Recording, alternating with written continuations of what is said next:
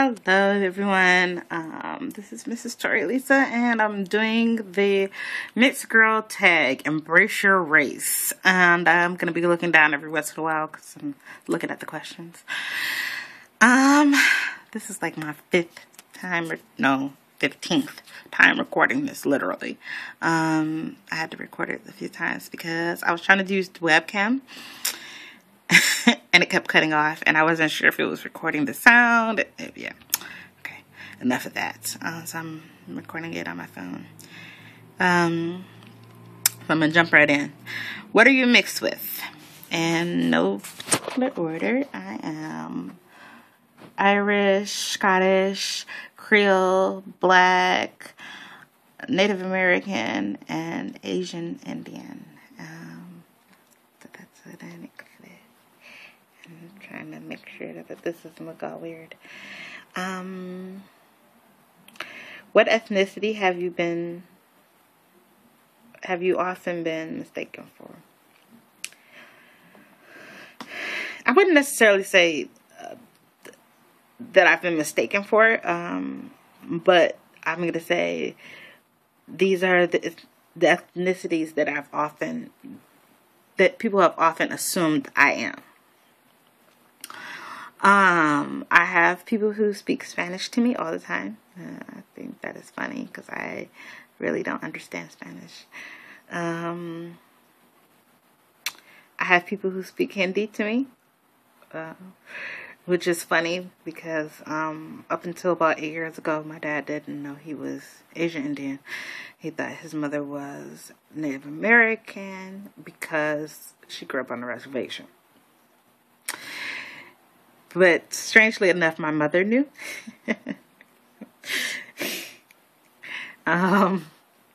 Yeah. And my grandma was adopted, so yeah.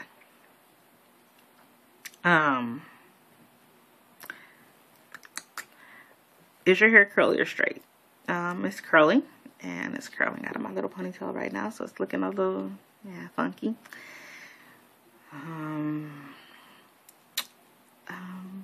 Was coming from different backgrounds challenging growing up? Of course. Yeah, it was very challenging, and you'll find out why later on in the questions. Which background do you embrace the most? Nowadays, I embrace all of my backgrounds because they make up who I am, and without all those little parts or all those big parts, I would not be who I am. So I embrace all of me. In the past, when I was younger and did not know any better, I just embraced Black. And maybe Native American, but just now it's everything. Okay. Have you ever been teased for being different? Yes. Once my dad came to pick me up from school, and no one had ever seen my dad before. I was very clever at hiding him. He dropped me off a block down way from school, picked me up a block away from school. Yeah, it was. I'm quite sure now that looking back on it, that he knew exactly what I was doing, but at the time I thought that I was being really clever. But this particular day, he had to. I forgot something in the car, and he had to come in. And I was called a zebra. That was their favorite. Half-breed, mutt, Oreo, reverse Oreo, which I didn't quite understand, seeing that I'm caramel. So, yeah, I got teased quite a bit until I changed schools and started I changed schools, I moved, and started the process of hiding him all over again. And then, of course, they found out again. And yeah, so I got the teasing started over, but I think that's just growing up. If you're any way different from anyone else, you're going to be teased. So, have you ever been ashamed of being multiracial? When I was a kid, I was. I didn't want anyone to know because I didn't fit the stereotype of what a mixed kid looked like. So if I told someone, they would tell me I was lying. And if I hid it and then they found out anyway, then that was just a way for them to tease me. So I was ashamed. I didn't want people to know about my father. My mother's being mixed was easy to hide because she just looked like a light-skinned or high-yellow black woman with some Indian in her, or Native American rather. So yeah.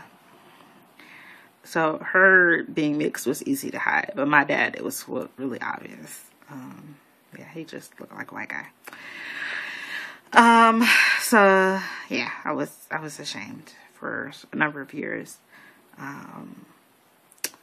Probably up until recently. When I just got over it. A couple years ago, just got over it. I am who I am. If you don't like it, go to hell. Do you feel that being mixed has its benefits? No. Wait, yes. It's funny. I've never made it this far in the questions because my camera usually cuts off. The benefits of being multiracial or mixed or whatever you want to call it, I just say multiracial, is that I get to learn about all these awesome cultures, and they're all a part of me. So I'm learning about all these awesome things, and and then it's like, yeah, that's me. And so that's cool. That's the benefit of being multiracial. I can identify with all these cool things about all these cultures, and yeah, that's cool. So that's the benefit. What makes being multiracial a beautiful thing? I think I just explained that. Yeah. I guess to add to that, it would be that I'm different. I'm not like everybody else. There are no two people that are the same, and people, yeah, there's two people that are the same, and I am very different than everyone else, and that's beautiful. I like being different now. Any advice to someone who struggles with their multiracial identity?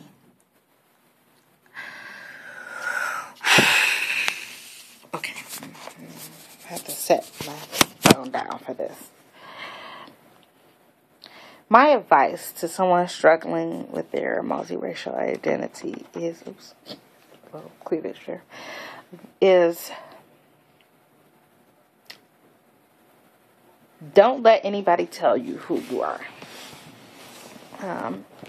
Don't let anybody make you feel less than because you have more than. Okay? Everyone is beautiful. No matter if you're one race, two races, or 10 races. And once you accept the fact that you are wonderful just the way God created you, the world will be a much better place for you.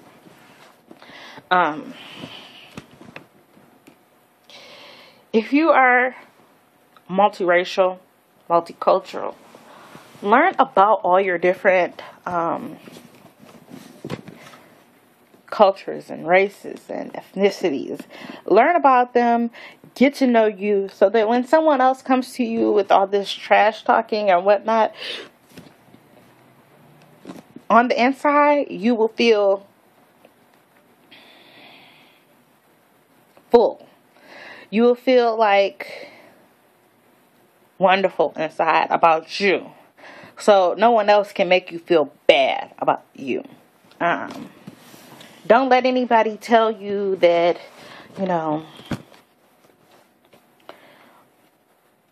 there's something wrong with being mixed or multiracial, or multicultural, whatever you want to call it. There's nothing wrong.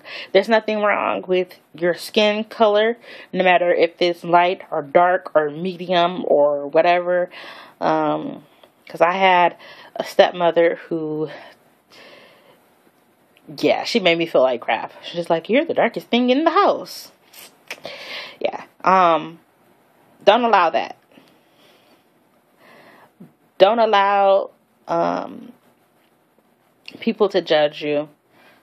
You know, stick up for yourself. Even if you don't feel it on the inside, project that confidence. Because 9 times out of 10, if you feel confident about you, other people won't have a chance or the ammunition to make you feel bad. I don't know if that's right. Don't try to hide who you are. Be you. If you're being teased about your hair, that's okay. You know, because what I have found, and I'm not saying this to be any type of way, I'm just saying my experience, is that when people go to talking about certain things, it's usually because they have an issue with that themselves. I had a girl who, she damn near pulled my ponytail off my scalp. And later on I found out she had an issue with, at the time I had really long hair. And she had really, really short hair. And she had an issue with her short hair. And she had an issue with my texture versus her texture. And I learned from that experience not to let other people's issues become your own. Because after that experience, I did all types of things to try to hide the texture and the length of my hair. And eventually I just cut it and got a relaxer. So, yeah. Don't let other people's issues become yours. I think that's it. I don't want to really ramble on too much, guys. But it's okay to be you. And so I would like to tag everybody out there in YouTube land who had to think about doing this, who's like debating, like, because I debated on doing it. I like asked my parents, like, should I do this tag? And they're like, why not? Why wouldn't you? And I'm like, well, you know. And they're like, okay, are you more than one race? I'm like, yeah. They're like, okay, do the tag if you want. So I'm gonna tag everybody who is multiracial, multicultural, multi-ethnic, whatever your multi is, you know. I want you to do the tag and give some hope to some little girl out there who has no idea what to call herself. I want you to do the tag so that some little girl doesn't feel bad about herself. Okay? So, do the tag. Alright. Please rate and subscribe and all that jazz. And I will see you next time. Yay! I got through the video! Bye.